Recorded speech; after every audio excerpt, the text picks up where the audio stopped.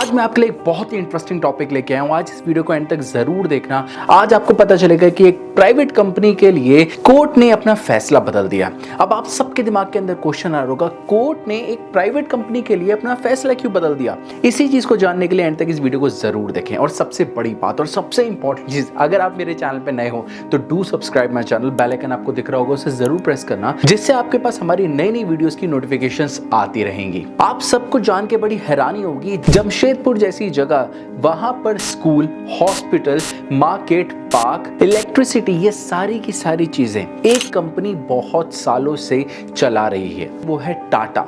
टाटा एक ऐसी कंपनी है जो जमशेदपुर के अंदर इन सब चीजों को देख रहा है। और ये चीज आज से नहीं हो रही, आखिरी 117 साल से, बिल्कुल सही 117 साल से टाटा कंपनी इन चीजों को देख रहा है जमशेदपुर के अंदर। टाटा के इस योगदान से वहां के लोग भी बहुत खुश हैं, बिकॉज उनके पास सारी की सारी सुविधाएं आज टाटा की वजह से हैं। टाटा जैसी प्राइवेट कंपनी ने ये सारी चीजें उन्हें क्यों दी हैं, ये भी मैं अब आपको इस वीडियो में बताऊंगा। बट उससे पहले हम जान लेते हैं कि जमशेदपुर का असली नाम क्या था। उसका सबसे पहले जो नाम था वो था साक्षी टाउन। इसको जमशेदपुर इसलिए कर दिया गया था, यहाँ पर जमशेद जी के नाम पर इसका नाम चेंज कर दिया गया था और रख दिया गया था जमशेदपुर।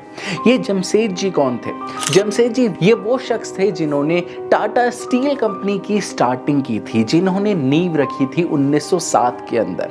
और ये वही जगह थी जहां पर सबसे पहली प्रोडक्शन यूनिट बनाई गई थी टाटा स्टील की। यहाँ पे कुछ लोग गवर्नमेंट से भी पूछते हैं कि गवर्नमेंट ने एक ऐसी प्राइवेट कंपनी को जमशेदपुर का सारा के सारे राइट्स क्यों दे दिए हैं, सारे के सारे कंट्रोल क्यों दे दिए हैं। और आप सब ने अभी जब ये कंट्रोवर्सी चल रही होगी तो आप सब ने न्यूज़ देखी होगी कि टाटा कंपनी की तरफ ही गवर्नमेंट ने अपना फैसला दिया है। अब यहाँ पर हम बात करेंगे कि ये जो चीज़ हो रही है वो सही है या नहीं है। उससे पहले हम जान लेते हैं कि हिस्ट्री क्या थी टाटा स्टील की।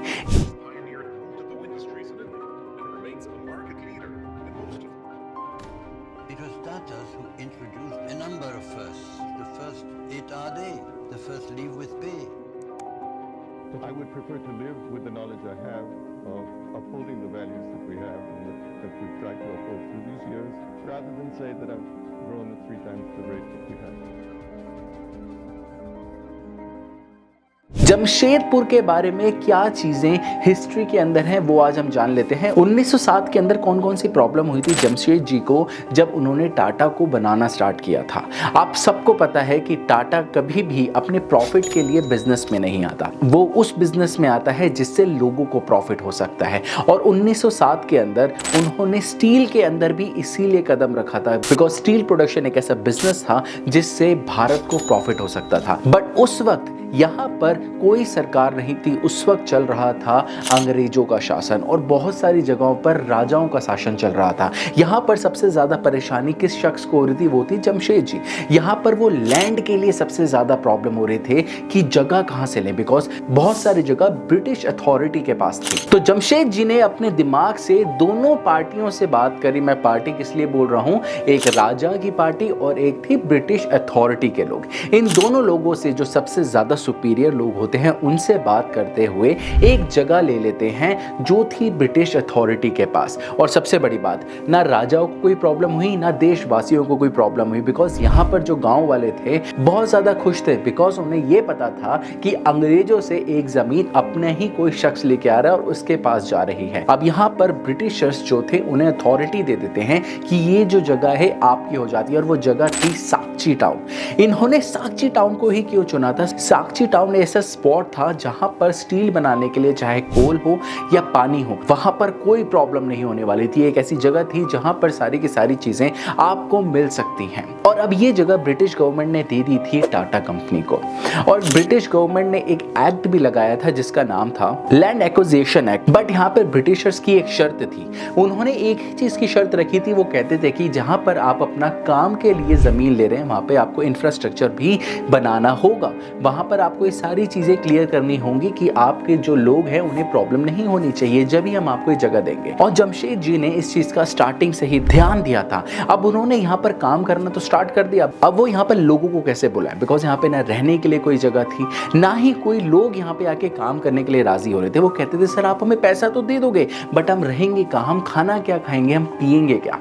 तो यहाँ पर जमशेद जी ने जीरो से स्टार्ट करते हुए एक प्रॉपर टाउन बनाया जिसका नाम था जमशेदपुर। वहां पे उन लोगों के लिए उन्होंने हॉस्पिटल, स्कूल्स, पार्क, घर, सारी की सारी चीजें बनाई। वहां पर रोड नहीं थी, उन्होंने रोड बनाने से स्टार्ट करी और पूरे का पूरा एक शहर बसा दिया जिसके अंदर सारी की सारी चीजें, सारी की सारी सुविधाएं वहां पर थी। बहुत सालों तक, 70 से 80 साल तक ये काम बहुत ही आराम से चलता रहा। वहां पे लोगों को कोई प्रॉब्लम नहीं हो रही थी, सारी की सारी चीजें चल रही थी। बट 1984 के अंदर बिहार की सरकार बोलती है कि ये जो लैंड आपने ले रखी है ये प्राइवेट कंपनी कैसे चला रही है, यहाँ पर सरकार भी होनी चाहिए, यहाँ पर नेता भी होने चाहिए। और उन्होंने टाटा कंपनी को बोला ये सारी की सारी जो प्रॉपर्टी है आप हमसे लीज पे ले सकते हैं। जब ये चीजें हो रही होती हैं उसी बीच एक ग्रुप बना लेते हैं कुछ लोग और वो बोलते हैं यहाँ पर चुनाव भी होने चाहिए, यहाँ पर एक प्रॉपर सरकार होनी चाहिए, सारी की सारी चीजें प्राइवेट कंपनी क्यों बना रही है। तो उन्हीं लोगों ने एक पीएल फाइल कर देता है कोर्ट के अंदर। अब कोर्ट भी ये सारी की सारी चीजें देखती है, वो जो फैसला होता है कोर्ट की तरफ से वो भी टाटा ग्रुप के ही हित में होता है। बिकॉज यहाँ पर एक राइट होता है सरकार के पास, वो किसी भी टाउन को इंडस्ट्रियल एरिया घोषित कर सकती है और यही चीज इस फैसले के अंदर होती है। टाटा कंपनी की हिस्ट्री देखते हुए सरकार उस एरिया को इंडस्ट्रियल एरिया घोषित कर देती है। बिकॉज सरकार को पता था कि ये जो कंपनी है हमेशा से भारत के हित में ही रही है। ये एक ऐसी कंपनी थी जिसने हमेशा से चैरिटी में सबसे आगे रहे हैं। आज भी आप देख सकते हो रतन टाटा जी अपने एम्प्लॉयज को कितनी सारी चीजें करते रहते हैं। अगर उनकी कंपनी में किसी चीज की प्रॉब्लम हो रही है किसी एम्प्लॉय को, तो उसकी प्रॉब्लम का उसको सॉल्यूशन दिया जाता है। इसीलिए आज टाटा ग्रुप को सबसे ऊपर माना जाता है, सबसे अच्छा माना जाता है। इसी वजह से आज कोर्ट ने भी अपना फैसला बदल कर टाटा ग्रुप के लिए दे दिया। ये वो ताकत होती है जब आप सारे काम सही कर रहे होते हो। और मैं इस वर्ग से बोल रहा हूं, जो लोग आपके हित में आपके साथ खड़े हैं, बिकॉज उन लोगों को पता है कि आप जो भी काम करेंगे सही काम करेंगे। सो आज इस वीडियो के अंदर मैंने आपको सारी की सारी चीजें बता दी हैं टाटा एम्पायर के बारे में और one and only mister Ratan Tata जी के बारे में। और वो शख्स को हर कोई जानता है, चाहे वो छोटा हो या एक बुजुर्ग इंसान हो, बिकॉज उनका जो हम्बल नेचर है उसकी वजह से हर शख्स उन्हें आज बहुत अच्छा व्यक्ति मानता है। अब आपको क्या करना है, इस वीडियो को शेयर करो बट कमेंट बॉक्स में जरूर बताना ये वीडियो आपको कैसी लगी और सरकार ने जो ये फैसला किया सही है या नहीं, आप ये जरूर बताइएगा। आपके कमेंट्स का इंतजार रहेगा। अब सबसे इंपॉर्टेंट चीज, अगर आप मेरे चैनल पर नए तो do subscribe my channel. Thank you.